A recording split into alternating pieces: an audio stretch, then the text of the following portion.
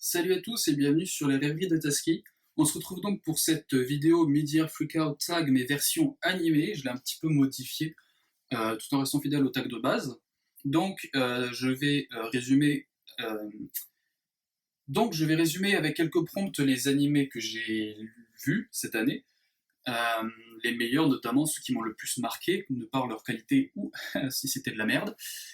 Et autant vous dire que cette année était une année très bonne, hein. La première saison en hiver était full masterclass et la deuxième au printemps était encore mieux. Donc on va pas perdre de temps et partir tout de suite sur le premier tag, premier prompt. Donc le meilleur animé que vous ayez vu depuis le début de l'année, sans compter les suites, pour moi ce sera Mushoku Tensei. Un isekai, je sais, il y a eu quelques controverses, mais j'ai vraiment adoré, en fait, tout simplement, cette saison 1, même si elle est assez lente par moment, vraiment, elle met en place, mais ce que j'ai aimé, c'est que ça a beau être un isekai, euh, déjà, il retourne les codes des isekai vraiment d'une façon que j'ai beaucoup aimé. On va pas juste tomber dans les pattes d'un héros qui est surpuissant dès le début, qui connaît toute la magie et tout. Là, non. Le personnage arrive, il naît dans ce monde, il doit apprendre ce qu'il a à apprendre, il ne connaît rien. C'est un monde, et surtout, c'est pour ça que je l'ai aimé, c'est un monde qui fait vraiment fantasy, roman de fantasy, et pas JRPG, comme la plupart des isekai. Vraiment, j'avais l'impression, des fois j'oubliais que c'était un isekai, et vraiment j'avais l'impression de regarder de la high fantasy classique en roman, mais version animée. Et l'animation est magnifique, mais vraiment, j'ai rarement vu quelque chose d'aussi beau. Ça rivalise avec des Fate, trucs comme ça. Et vraiment, cette ambiance, ces personnages, cette ambiance fantasy classique sans exagérer. Euh, les prémices aussi, le monde qui se développe, plein de mystères qui sont laissés en suspens. Ça a vraiment fait que j'ai vraiment adoré découvrir Mushoku Tensei. J'avais pas lu le manga, ni je crois qu'il y a un light novel, mais j'en avais beaucoup entendu parler. Et du coup, voilà, j'ai vraiment beaucoup aimé. Et c'est aussi un animé plutôt mature. Le personnage principal pas vraiment, n'est pas vraiment fait pour qu'on l'aime, en tout cas pas complètement. Il a ses défauts, notamment très pervers, trucs comme ça, qui laissent poser des questions, mais c'est des questions qui vont être adressées dans la saison et d'une façon plutôt intéressante, je trouve. Donc, franchement, si vous n'avez pas regardé Mushoku Tensei et que vous aimez la fantasy ou les isekai, je vous recommande chaudement d'aller voir. La saison 2 sort en deuxième partie d'année. Je crois qu'elle sort la saison prochaine. Donc, je vous recommande de check ça, parce que ça a vraiment le potentiel de se hisser avec les meilleurs animés isekai, avec, moi, quand je me regarde en Slime, Shield Hero, Re:Zero, tout ça. Ensuite, la meilleure suite de cette année, alors là, c'est il y a eu des bonnes suites, hein, notamment je pense à la saison 2 de Moi quand je me réincarne en slime, encore un isekai, mais la meilleure suite pour moi, encore un isekai bien évidemment, ceux qui me connaissent le savent, c'est la partie 2 de la saison 2 de Re:Zero. C'est une masterclass. Enfin, la saison 1 était bien, mais avec quel défaut? Le début de la saison 2, la partie 1, était vraiment lourde, mais vraiment passer son temps à nous poser plein de questions plutôt qu'à les résoudre. Et la saison 2, mais c'est une conclusion, vraiment tout ce qu'on attendait. J'ai l'impression que ça y est, ça démarre enfin. On nous a posé le plateau des personnages, des enjeux, de tout ce qu'il y a dans cet univers. Et vraiment, là, on est parti dans l'intrigue principale. Et plein de personnages qui étaient encore très secondaires dans la première saison, sont enfin développés. Je pense à Ram, dont je n'avais un peu rien à foutre avant et qui maintenant est genre un de mes personnages préférés. Les scènes de combat sont incroyables, les méchants sont vraiment cool. Subaru devient enfin vraiment intéressant, il a son propre arc comme Emilia, ce qui manquait je trouve pour le début de cette série. Emilia et Subaru qui sont quand même les personnages principaux, ils étaient un peu vides je trouve, et là vraiment tout est développé, et enfin, regardez Re:Zero, c'est vraiment trop bien. Ensuite le prochain prompt, un animé que vous n'avez pas vu de cette année, mais que vous voulez voir, donc pour moi ce sera Jujutsu Kaisen. Je sais, c'est une hérésie, je ne l'ai pas regardé, je l'ai commencé, je suis à l'épisode 8 je crois, mais je l'ai pas terminé. Il y avait beaucoup d'animés cette saison et malheureusement Jujutsu Kaisen et Tokyo Revengers font partie de ceux que j'ai dû abandonner en cours, mais je compte me les rattraper plus tard. Ensuite, les animes qui sortent cette année et que vous attendez le plus, moi, il y en a deux principalement. La saison 2, comme je l'ai dit plus tôt, de Mushoku Tensei, que j'ai vraiment des énormes attentes et je suis très hype.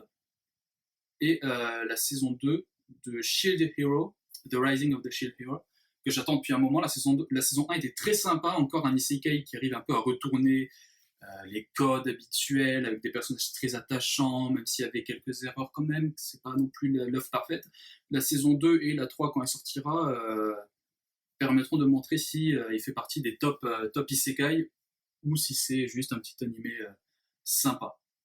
Votre plus grosse déception de l'année, alors j'ai pas eu énormément de déceptions, mais je pense que pour moi ce serait le journal d'un slime, je pense, le petit spin-off qu'il y a eu sur moi quand je me regarde en slime, entre les deux parties de la saison 2.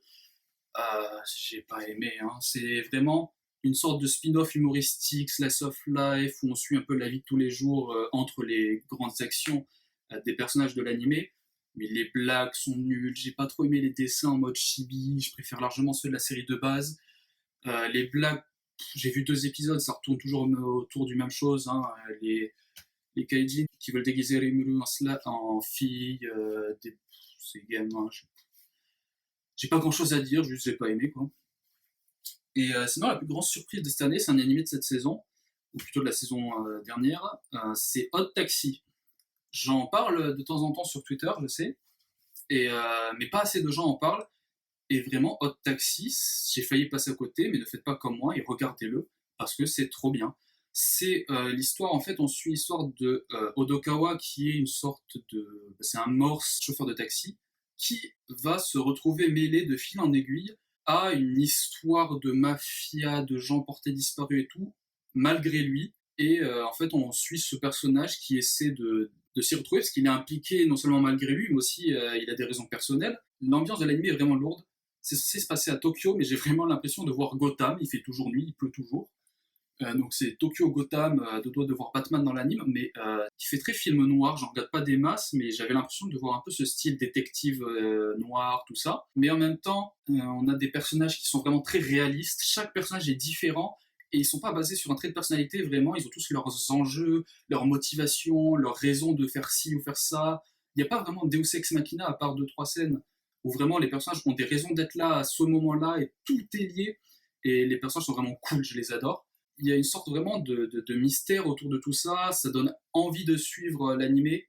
L'histoire en elle-même est très sympa, et j'ai entendu quelques comparaisons avec Beastars, forcément, vu que les deux animés, la saison 2 de Beastars et Hot Taxi, sortaient pendant la même saison, mais ça n'a rien à voir si ce n'est que ce sont deux animés avec des animaux anthropomorphisés, ça n'a rien à voir. Autant Beastars, le fait que ce soit des animaux a un intérêt en fait pour ce monde, autant dans Hot Taxi, ça pourrait être des humains, les animaux pourraient tous changer, il y aurait quasiment aucune différence. Je trouve ce choix de design qui apporte encore plus à l'ambiance.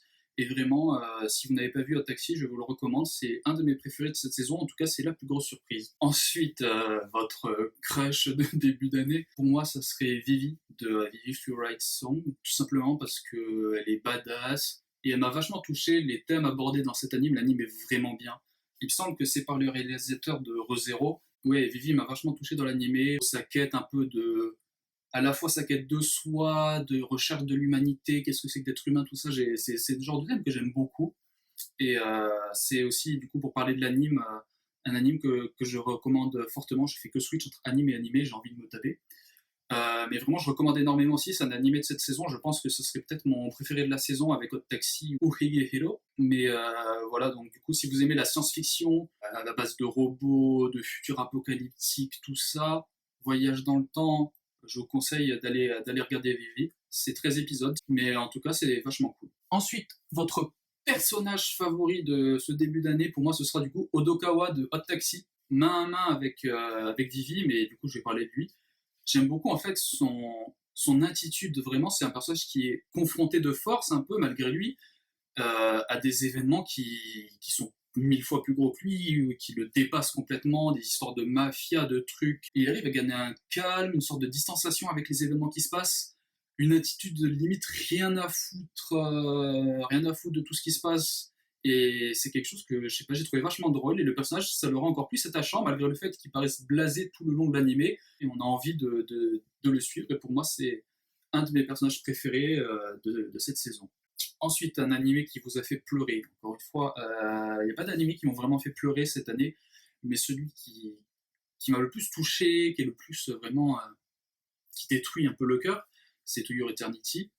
Je veux pas dire parce que ça spoil, mais vraiment c'est le genre d'animé que j'adore. Ça me fait vraiment, vraiment penser à Cro-Blanc dans cette vibe d'une sorte d'animal, d'un personnage, d'un être qui voyage à travers le monde un peu, qui essaie de survivre et qui découvre son environnement, qui apprend ce que sont les humains, leurs bons côtés, mais aussi leurs mauvais côtés, qui découvre la vie, la nature, tout ça, mais en plus avec un côté un peu fantastique, fantasy, très très sympa. Les designs et l'ambiance du monde est très cool, les personnages secondaires sont tellement bons, ils sont tous très bien. Et vraiment, il y a cette vibe, comme j'ai dit, de Cro-Blanc avec plusieurs passages de voyage où à chaque arc, un peu, le personnage principal va découvrir une facette de l'humanité. Et c'est quelque chose que j'adore. Cro-Blanc, c'est un de mes livres préférés. Et du coup, si vous aimez un peu cette vibe découverte, voyage, découvrir les facettes de l'être humain, franchement, je vous conseille d'aller voir parce que c'est vachement cool et l'animation aussi est très très belle. Ensuite, un animé qui vous rend heureux. Alors pour moi, c'est Les combattants seront déployés Alors je crois que c'est par celui qui a fait Konosuba. J'ai pas vu Konosuba, mais après avoir vu cet animé, j'ai vraiment envie d'aller voir. C'est un isekai euh, mi-science-fiction, mi-fantasy en fait. On suit l'agent numéro 6 qui est un agent de la compagnie du mal Kisaragi, qui est envoyé en mission sur une autre planète pour préparer le terrain afin que cette compagnie du mal aille la conquérir. Sauf qu'il tombe du coup sur une planète de fantasy, vraiment avec de la magie, des royaumes en guerre, un seigneur démon, tout ça. Et il se retrouve malgré lui entraîné à devoir protéger ce royaume contre le roi démon, tout en essayant d'accumuler des points de méfait, de mal, de préparer le terrain pour l'arrivée de ses alliés. Et c'est vraiment bourré d'humour, c'est hilarant. C'est un humour très un peu gamin, un peu pipi caca par moment, mais moi ça me fait rire. Et aussi, c'est encore un animé, isekai, il y en a beaucoup, j'adore ça, mais qui retourne un peu les codes des isekai, qui se fout un peu de la gueule des animés habituels, qui se fout d'ailleurs de lui-même. Hein. Dès le premier épisode, on voit le personnage qui essaie de faire une explosion en apprenant que la magie existe, pour faire référence à Konosuba. Mais du coup, en plus de ce côté un peu fantasy, on rajoute aussi un côté sci-fi, qui du coup vient aussi se moquer des tropes de la science-fiction et de la fantasy, avec les androïdes qui se battent avec les magiciens, trucs comme ça.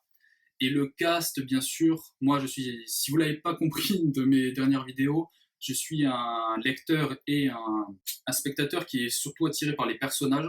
Pour moi, si les personnages sont bons, l'œuvre sera a priori bonne. Les personnages sont tous très très cool. Que ce soit vraiment le personnage principal qui est hilarant, euh, ses acolytes qui ont tous un peu une raison de le suivre. Il y a une sorte de chamaillerie. On pourrait croire que c'est un rêve à première vue, et d'une certaine façon ça peut l'être, mais c'est vraiment plus une ambiance de camaraderie, de frères ennemis, un peu d'une certaine façon, frères et sœurs ennemis, qui est vraiment très très sympa. Et chaque semaine, j'adorais suivre les aventures de ces personnages, voir leurs conneries. Il y a vraiment des blagues qui sont hilarantes, des situations qui sont ridicules, tout en étant un peu sérieux par moments, avec une bonne animation aussi, franchement.